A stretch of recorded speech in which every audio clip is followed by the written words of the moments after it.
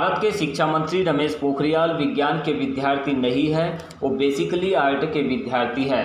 उनको विज्ञान और तकनीक के क्षेत्र में बगैर अध्ययन के भाष्य नहीं करना चाहिए। यह अपने आप में हास्यास्पद है और इसी से यह तय होता है कि शिक्षा मंत्री के ऊपर का चेंबर पूरी तरह खाली है। उक्ताशय के विचार एपीआई के राष्ट्रीय अध्यक्ष विजय मानकर ने एक सवाल के जवाब में साझा किए। दरअसल उन्होंने यह बात शिक्षा मंत्री रमेश पोखरियाल के उस बयान को लेकर कही है जिसमें उन्होंने बताया कि संस्कृत आज रिसर्च की भाषा और प्राचीन भाषा होने के साथ इसे नासा के वैज्ञानिक भी प्रमोट कर रहे हैं। इसी को लेकर विजय मानकर ने शिक्षा मंत्री की जमकर खिंचाई की है, साथ ही उनके दिमाग का चेंबर खाली होने जैसा बयान दिया है। तो आइए देखते हैं विजय मानकर का यह बयान। सर, हमारे जो एजुकेशन मिनिस्टर है पोखरियाल जी, इन्होंने कहा है कि संस्कृत ये जो है प्राचीन भाषा है, इसका जो उपयोग है कंप्यूटर लैंग्वेज में भी होता है और नासा जो है इसको प्रमोट कर रही है। तो ये सारी चीजों ये बार बार वो कह रहे हैं, तो आप इसके तरफ कैसे देखते हैं? पहले तो मैं कहूँगा कि ये शोकांतिका है कि एक एजुकेशन मिनिस्टर पोखरियाल जी जो साइंस के विद्यार्थी नहीं हैं, जो बेसिकली आर्ट्स के विद्यार्थी है, एमए के और लिटरेचर की किताबें लिखती है, उनको साइंस एंड टेक्नोलॉजी के फील्ड में बगैर अध्ययन किए भाष्य करना, मैं समझता हूँ ये अपने आप में हास्यास्पद है और ये दिखाता है कि उनका ऊपर का चेंबर खाली है। अब रही बात संस्कृत नासा में यूज़ की जाती है या नहीं की जाती है, तो मैं थोड़ा सा ये कहूँगा, रिक ब्रिक्स नाम के एक कंप्यूटर साइंटिस्ट थे जो नासा में 1985 में उन्होंने एक ऐसा ओपिनियन दिया था। लेकिन उस ओपिनियन के बाद जो है कहीं पर भी आर्टिफिशियल इंटेलिजेंस की लैंग्वेज जो है वो संस्कृत हो सकती है, इसके विषय में जो है वो कहीं कोई डेवलपमेंट नहीं आया। और मैं ये कहूँगा कि जो ब्रिक्स है वो हो सकता है कि उस समय एक कंप्यूटर के साइंटिस्ट हो, मुझे उनके ऊपर में कुछ नहीं कहना है। लेकिन जो आर्टिफिशियल इंटेलिजेंस में जो प्रोमिनेंट नेम्स है जिन्होंने रिसर्च किया है, मैं 2-3 नाम लूँगा, जैसे मार्क टेकमार्क का मैं नाम लूँगा या स्टुअर्ट रसेल का नाम लूँगा, और मैं स्पेशली कहूँगा प्यूर्टो रिको कॉन्फ्रेंस जो है या ओमेगा प्रोजेक्ट जो है, जो प्रोमेथेस जो पहला आर्टिफिशियल इंटेलिजेंस जो है डेवलप हुआ। और यदि हम देखें कि अभी क्या लैंग्वेजेस को जो है आर्टिफिशियल इंटेलिजेंस की यूज़ किया जा रहा है, तो जैसे मैं कहूँगा फैंटम है या जो है जूलियन है, ये जो लैंग्वेजेस है वो लैंग्वेजेस जो है वो बड़े पैमाने पर जो है वो आर्टिफिशियल इंटेलिजेंस की जो है वो लैंग्वेजेस जो है वो मानी जा रही है। यदि मैं कहूँ कि नासा के अंदर में कौन सी लैंग्वेजेस यूज़ की जाती है, तो हायर ऑर्डर असेंबली जो है वो नासा के अंदर में जो है वो लैंग्वेज यूज़ की जाती है। और एस्ट्रोनॉट्स की लैंग्वेज 2 ही होती है स्पेस स्टेशन में, एक होती है इंग्लिश, दूसरी होती है रशियन। तो यदि हम इसको देखें कि जैसे आर्टिफिशियल इंटेलिजेंस की जो लैंग्वेज है वो जो है वो डिफरेंट तरह की लैंग्वेजेस है, जो कोडिंग की लैंग्वेजेस है, जो मैथमेटिकल लैंग्वेजेस है बेसिकली।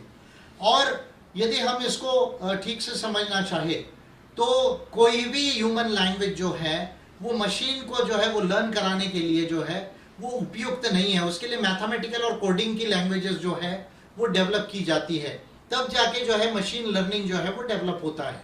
तो इस लिहाज से यदि संस्कृत जो 1985 में एक व्यू दिया था, यदि डेवलप होना ही होता आर्टिफिशियल इंटेलिजेंस में, तो प्यूर्टो रिको कॉन्फ्रेंस में इसका कोई उल्लेख नहीं। प्रोमेथेस जो पहला प्रोजेक्ट हुआ आर्टिफिशियल इंटेलिजेंस का, ओमेगा प्रोजेक्ट, इसमें कहीं कोई उल्लेख नहीं। जो वर्ल्ड के प्रोमिनेंट आर्टिफिशियल इंटेलिजेंस की जो डेवलपर्स है, रिसर्चर्स है, उसमें कहीं कहीं जो ये उल्लेख नहीं। नासा का ऑफिशियल ऐसा कोई पोजीशन नहीं, वो खुद ही जो है एक साइंटिफिक लैंग्वेज को यूज करता है। और रादर जो है नासा अभी रीडर डाइजेस्ट के साथ जो वर्ल्ड कंपटीशन होती है लैंग्वेजेस की और वोकैबुलरी और टर्मिनोलॉजीज की, उसमें नासा स्वयं साइंस एंड टेक्नोलॉजी को जो है वो प्रमोट करता है और साइंस एंड टेक्नोलॉजी की लैंग्वेज जो है मोस्टली इंग्लिश में है। तो मैं ये समझता हूँ, और आर्टिफिशियल इंटेलिजेंस का जो लैंग्वेज है वो कल्चरल और जो है वो लिंग्विस्टिक लैंग्वेज ही नहीं है, तो मुझे वो कोडिंग और मैथमेटिकल जो है वो लैंग्वेज होती है। तो इसलिए मैं समझता हूँ कि ये कह देना कि संस्कृत एक बहुत जो है वो अच्छी लैंग्वेज है और साइंस के काम में आ सकती है, नासा भी यूज़ करता है, जर्मनी भी उसको जो है पढ़ा रही है, तो मैं कहना चाहूँगा कि आफ्टर ऑल तो संस्कृत भी इंडो यूरोपियन फैमिली की लैंग्वेज है, इंडिक लैंग्वेज है जो इंडो यूरोपियन लैंग्वेजेस है, और इंग्लिश भी जो है वो इंडो यूरोपियन है, जर्मनिक लैंग्वेज है। तो फिर भाई जर्मनी अगर संस्कृत को कुछ पढ़ा देता है कॉलेजेस में, स्कूल्स में, या as a extra curricular activity में पढ़ा देता है, तो आपको इंग्लिश से इतना जो है वो परहेज क्यों है? मैं संस्कृत के लोगों से पूछना चाहूंगा। संस्कृत पूरा लिटरेचर यदि ले लिया जाए, पूरा लिटरेचर, और जब मैं पूरे लिटरेचर की बात कर रहा हूं तो केवल रिलीजन और कल्चर के लिटरेचर की बात नहीं कर रहा हूं, जो संस्कृत में दूसरा सेकुलर लिटरेचर लिखा गया उसकी भी बात कर रहा हूं। संस्कृत का लिटरेचर जो लिखा गया, मैं केवल हिंदुइज्म की बात नहीं कर रहा हूं, मैं जानता हूं कि बुद्धिज्म का भी लिटरेचर संस्कृत में है और जैनिज्म का भी लिटरेचर संस्कृत में है, और सेकुलर लिटरेचर भी जो है वो संस्कृत में है। अगर ये तमाम लिटरेचर को पढ़ लिया जाए तो कितना नॉलेज जो है वो संस्कृत के अंदर में है? मैं पूछना चाहूंगा कि मैथमेटिक्स का कितना नॉलेज संस्कृत के अंदर में है, साइंस एंड टेक्नोलॉजी का कितना नॉलेज संस्कृत के अंदर में है, ट्रेड एंड बिजनेस का कितना नॉलेज जो है वो संस्कृत के अंदर है, पॉलिटिकल साइंस का कितना नॉलेज जो है वो संस्कृत के अंदर में है, कॉन्स्टिट्यूशन एंड लॉ का कितना नॉलेज जो है वो संस्कृत के अंदर में है, डिप्लोमेसी का कितना लैंग्वेज नॉलेज जो है वो संस्कृत के अंदर में है। यदि संस्कृत का आज तक का लिटरेचर पूरा देख लिया जाए, जो अभी केवल 16,000 लोग केवल संस्कृत बोलते हैं आज के तारीख में 2011 के सेंसस के हिसाब से, और ट्राइबल लैंग्वेजेस में भीली 90 लाख लोग बोलते हैं, गोंडी 40 लाख बोलते हैं, जो है वो हो और मुंडारी 30 लाख लोग बोलते हैं, तुड़ू जो है वो 18-20 लाख लोग बोलते हैं बेंगलोर और केरला के बॉर्डर के ऊपर में। इस पर मैं पहले भी बोल चुका हूं। तो संस्कृत के लिटरेचर में कितना नॉलेज का जो है वो लिटरेचर है, यदि इसको हम देखते हैं तो हम ये पाते हैं कि आज जो वर्ल्ड में नॉलेज डेवलप हुआ है उसके मुकाबले में 1% का भी नॉलेज संस्कृत के लिटरेचर में एंशिएंट और मिडिवल इंडिया में पाया नहीं जाता। तो इसलिए ये कह देना कि संस्कृत जो है वो नासा उसको कर रहा है। अभी आपके लिए बताऊंगा, मैं तमिल को भी थोड़ा सा नासा में जो है वो क्लासेस हुई थी तमिल की भी जो है वो नासा में, तो क्या हम ये कह देंगे कि नासा तमिल को यूज कर रहा है, या कल मान लीजिए कि तेलुगु में हो जाता है, या कहीं मान लीजिए कल मुंडारी गोंडी में नासा में कोई क्लास हो जाता है, तो क्या हम ये कहेंगे कि नासा उसको प्रमोट कर रहा है?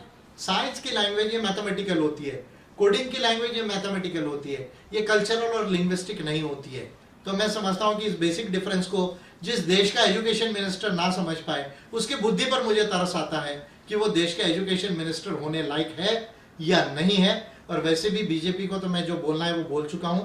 तो ये मेरा स्पष्ट व्यू है कि संस्कृत जो है हो सकता है one of the ancient language हो, लेकिन सबसे प्राचीन भी नहीं है, क्योंकि भाषाओं की उत्पत्ति जो है वो होमोसेपियन में बहुत पहले हुई है, तो इसलिए बहुत प्राचीन नहीं है। आदिवासियों की भाषा सबसे प्राचीन है, चाहे इंडिया में हो, चाहे ऑस्ट्रेलिया में हो, चाहे वो साउथ अमेरिका में हो, चाहे अमेरिकन नेटिव्स की हो, आदिवासियों की भाषा सबसे प्राचीन है। लेकिन संस्कृत जो है वो एक इंडो यूरोपियन लैंग्वेज है और आर्यो अरमेनिक लैंग्वेज भी है, जो लिथुनिया और लैटविया जैसी कंट्रीज है वहाँ की जो लैंग्वेजेस है उनसे भी मिलती है, क्योंकि आर्यन लोग वहीं से आए थे, ये भी बात स्पष्ट है। तो इसलिए बीजेपी आरएसएस के लोगों ने ये झूठ फरेब बोलना बंद करना चाहिए। संस्कृत जो है वो आज के नॉलेज के हिसाब से 1% भी नॉलेज संस्कृत के अंदर में नहीं है, और कंप्यूटिंग की लैंग्वेज, आर्टिफिशियल इंटेलिजेंस की लैंग्वेज संस्कृत नहीं बन सकती। और नासा एक साइंटिफिक ऑर्गेनाइजेशन है, इसलिए उसके काम में ये लैंग्वेज कोई बहुत ज़्यादा नहीं आ सकती। हाँ, हिस्टोरिकल और लिंग्विस्टिक सिग्निफिकेंस उसका हो सकता है।